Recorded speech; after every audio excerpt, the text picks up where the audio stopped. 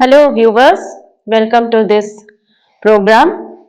During this program, we shall be discussing the topic Instructional Design. I am Shutapa Bose. I teach at the School of Education, Indira Gandhi National Open University. I welcome you once again to this program, and during this program, we are going to discuss the concept of instructional design. What is instructional design? Why we need an instructional design? What are the benefits of teaching on the basis of instructional design?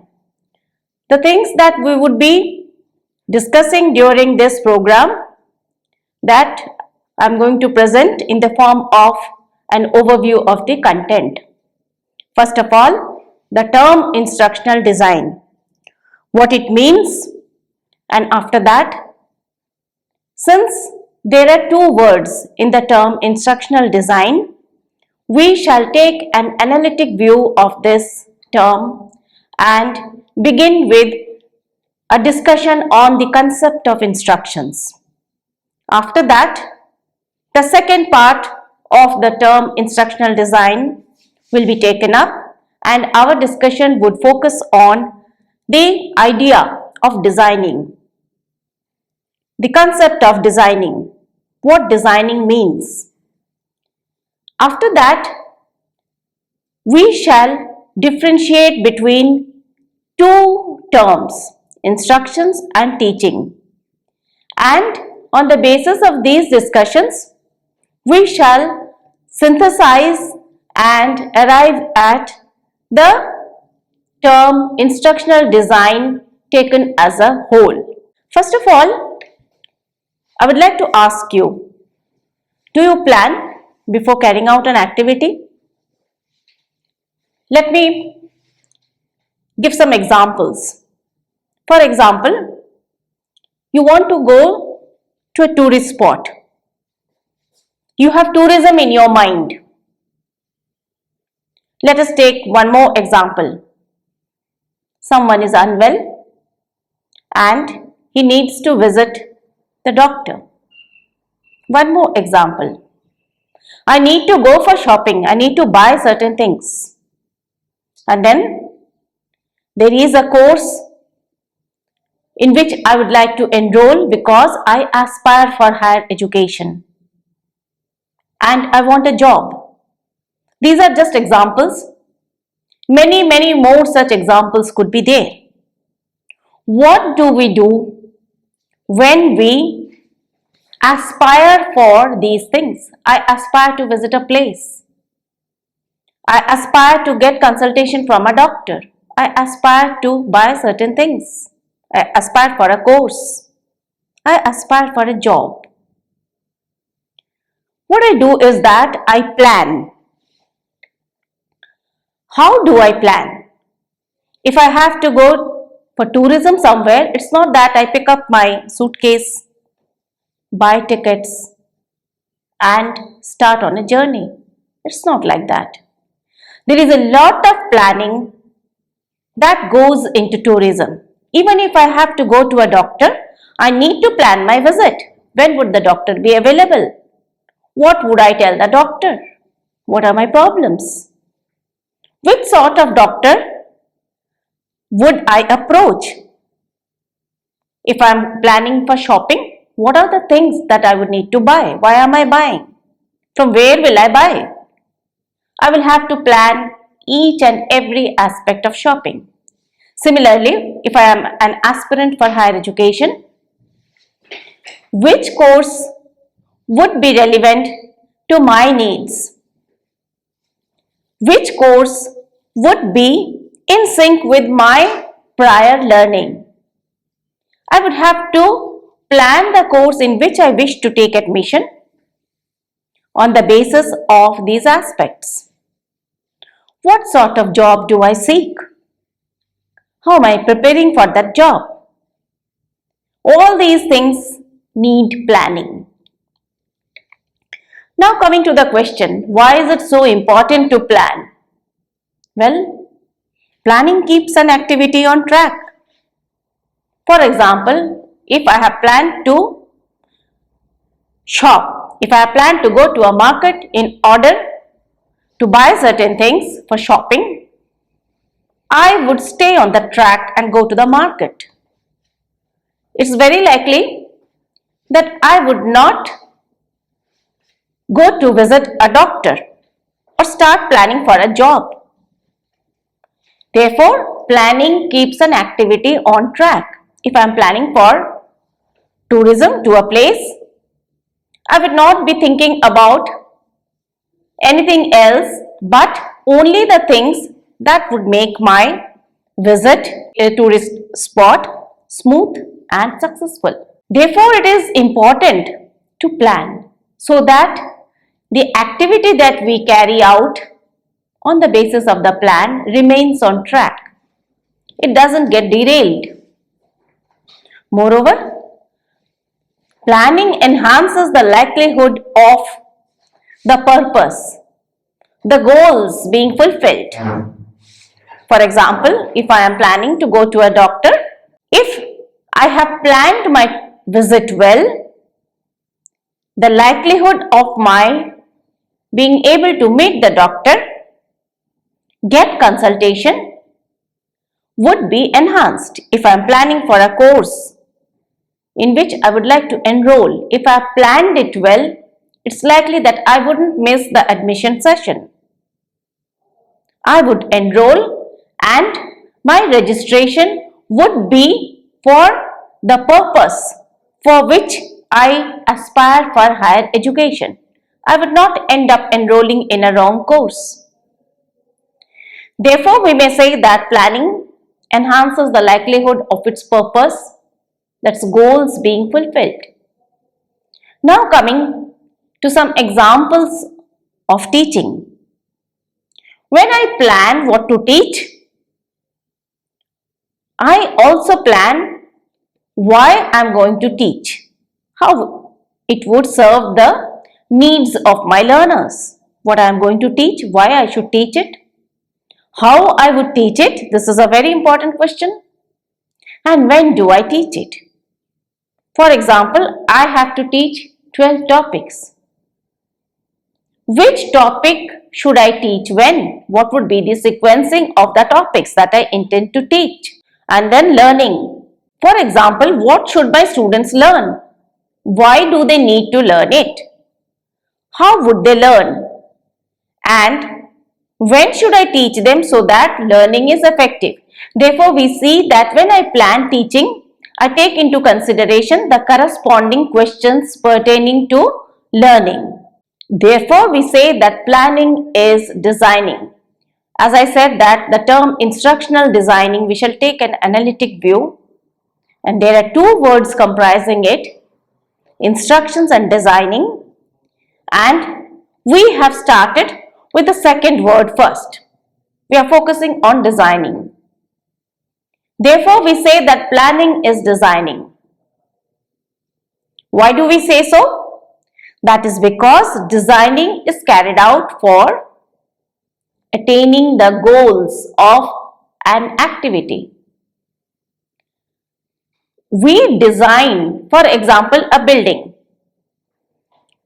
so that it serves as a hospital.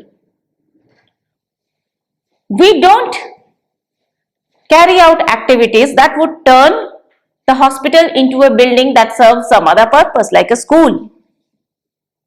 If we are designing an airport, it would not be designed like a railway station.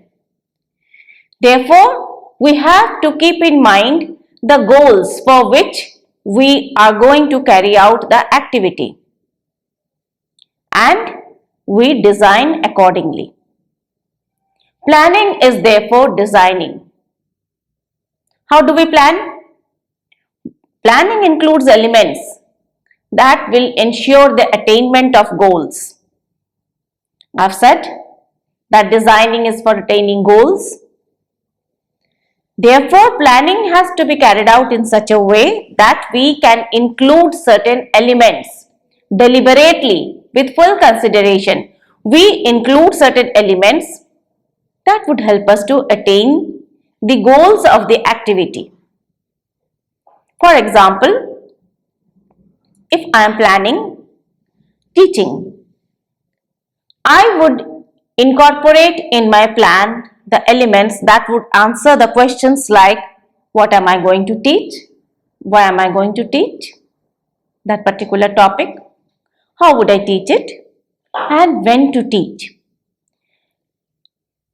Therefore, we see that planning, which is the same as designing, is developed by including certain elements, and a lot of thought process goes into the selection and inclusion of these elements.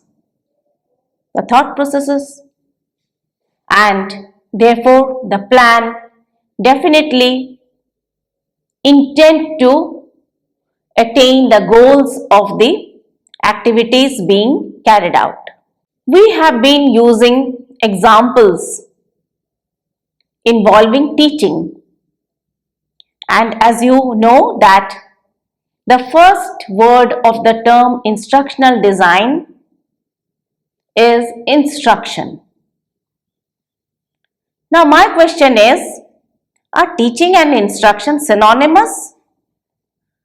Do these two words have the same meaning? Well, for a layman it could be synonymous. We who have backgrounds in education, we too sometimes use it in an interchangeable way, but we need to remember that there is a difference between instruction and teaching. What is the difference? Instruction is a goal-directed teaching process, and this process is pre-planned to a great extent. I would not say that when we teach, we rigidly stick to the plan that has been developed prior to teaching. A plan is not followed in a rigid way. A teacher definitely makes a plan, but the planning is done in a flexible way so that she can bring about the changes that are required while teaching. Nevertheless, it is essential to have a plan. It is essential to go to a classroom or to take an online teaching class only after planning well. And you see, we learn many things at home from our family members. For example, how to cook a dish or how to change a flat tire. And there are many more such examples. We learn how to download an app from our peers, from our friends. We learn how to stitch from members of our family. In this case, the teacher doesn't come planned. She doesn't have a plan in place before she teaches us.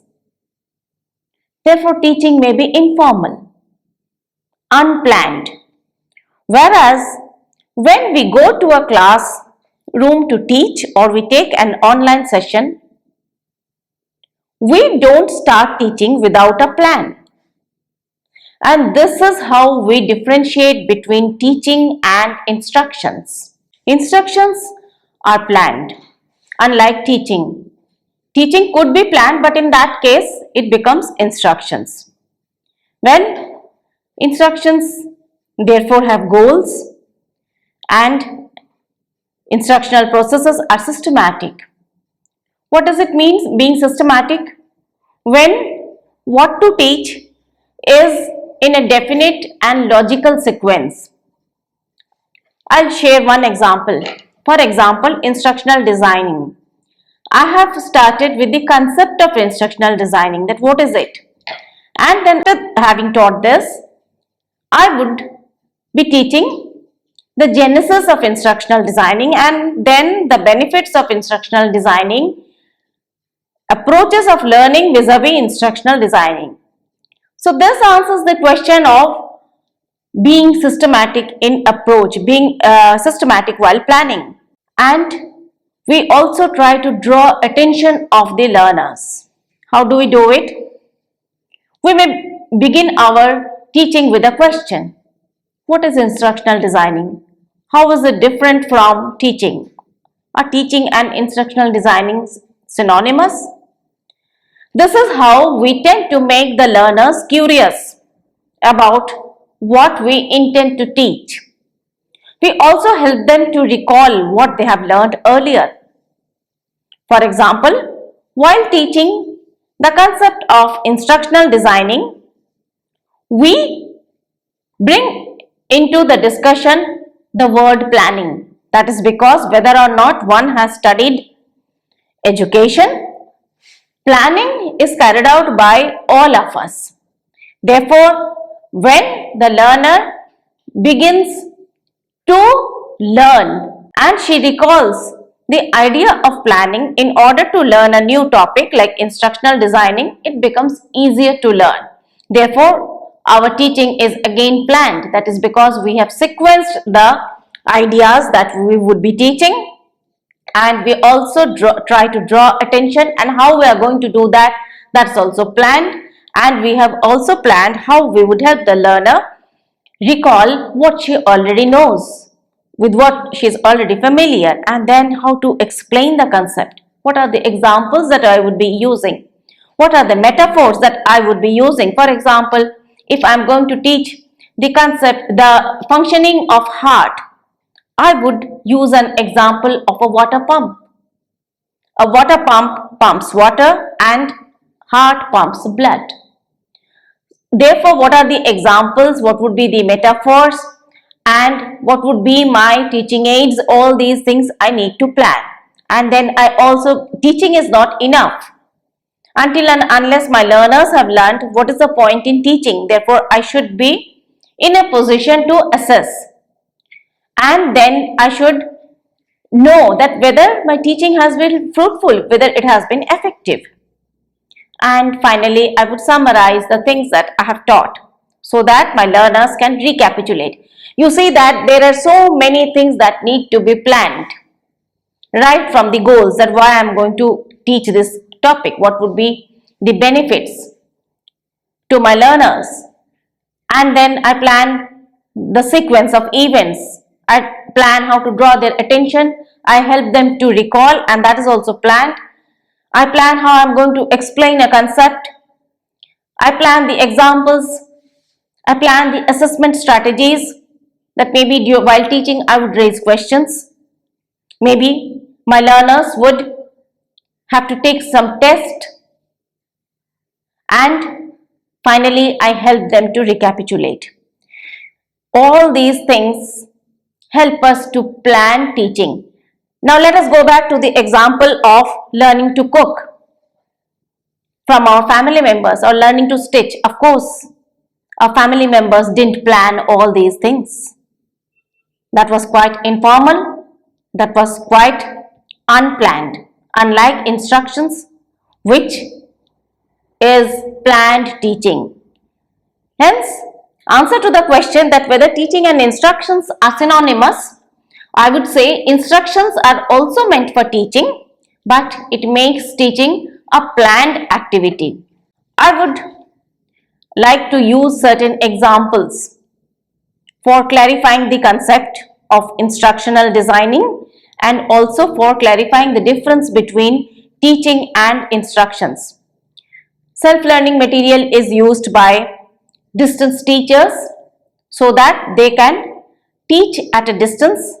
Print is the most common medium which is used for delivering instructions in the form of self-learning material. Supposing I want to teach how to develop self-learning material. It is a casual approach. What I would do is that I would just share a few self-learning material units and give a few tips for writing self-learning material. On the other hand, I want to impart instructions regarding the development of self-learning material. What I do is that in the first place, I set the goals. What are the goals? The goals are that I need to develop competencies for developing self-learning materials. My learners should be equipped with the competencies for developing self-learning material after I have imparted the instructions. What do? I plan the inputs. What am I going to teach? What would be the learning experiences? And again, coming back to the sequencing, in which order am I going to teach them? And then I plan the assessment mechanism. How am I going to assess whether they have actually learned to develop self-learning material? So I plan and then I go ahead and I check whether my plan has been successful through assessment. Let us take another example. For example, I want to learn a language, say French. There are 4 skills of communication. What are these? Listening, speaking, reading and writing. Therefore, I plan with the objective of developing the 4 skills of communication for a language. This is my objective. And then I need to plan the learning experiences that would help me to fulfill these objectives. I have to provide learning experiences pertaining to listening. This would help my learners to improve their pronunciation and comprehension of a language when it is spoken. And I would also plan learning experiences so that my learners can speak, can communicate orally. And I may begin with teaching simple sentences, beginning with say how to greet, how to be courteous, like saying thanks, excuse me, sorry, and so on. I begin with simpler experiences, simpler learning experiences, and then proceed towards more complex ones. And I also want my learners to read.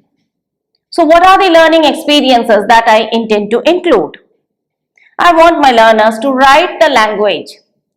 Again, what would be the learning experiences? Maybe I would design some exercises, I would design some activities that my learners would carry out in order to develop the skills for communication through writing. So these are some of the examples that clarify the term instructions. That is how we plan each and every aspect of teaching, right from setting goals till recapitulation. These are the various elements that we plan. And coming back to the example of teaching a language, learning experiences need to be planned.